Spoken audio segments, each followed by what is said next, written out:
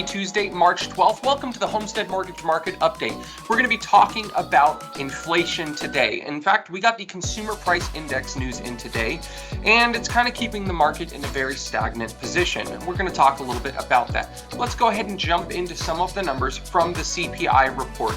As you can see here, we have our headline inflation and core inflation numbers. Most people are going to look at the headline inflation and see that we actually went up from 3.1 to 3.2%. Not the direction we want to head, which generally speaking is bad news. But mortgage-backed securities didn't take that much of a hit because we're taking a look at core inflation as well. And as you can see, core inflation went from 3.9 down to 3.8. We were expecting this to be a little bit more improvement, but take a look at shelter costs really quick.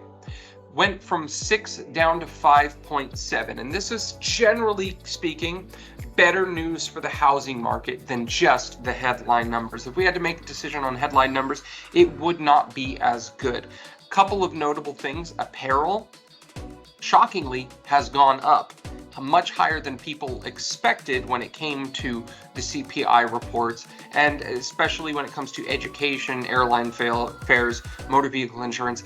Those don't move a tremendous amount month over month. So to see these kinds of changes going up, it does influence the market a little bit, and that's why a lot of people think the headline inflation numbers are higher than where they should be. So it's a natural expectation. So what does that mean for the mortgage market? Well, take a look at this chart. This is the mortgage-backed security chart. This is what we use as loan officers to keep an eye on where interest rates may or may not be headed. As you can see, we did have a little bit of a dip. We had a low point in the market about a month ago, and we did have some recovery, and that's where we have seen rates come down just a little bit. And as you can see, the market is deciding what to do as of today. We're not sure if we're going to go higher, lower, or maintain position. And right now it feels like we're maintaining position. How does that translate to interest rates? Well, right now we're sitting at 6.88%. Just last week, we were slightly higher at 6.94%. And you have to remember, this is the US weekly averages for the week last week, March 6th. So we are on a small downward trend. We're hoping this trend will continue. But to be honest, we're expecting the market to pretty much stay in a holding pattern. Why is this? Well, it's because the federal government is pretty much in a holding pattern.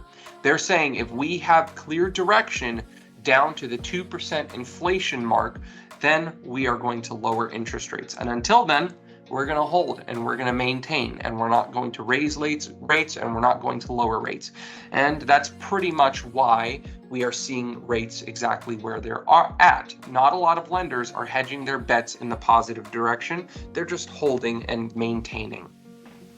So before I let you guys go, we have a first-time homebuyer seminar coming up Tuesday, March 19th, 5 p.m. online and in person.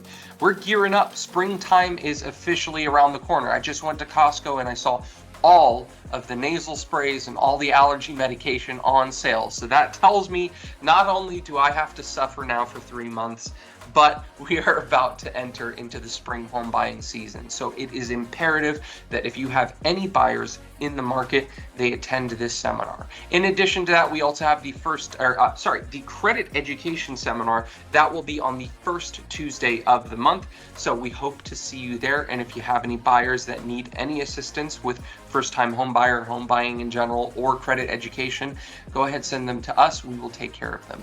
If you have any questions, reach out. We'd be more than glad to answer them. Have a great day.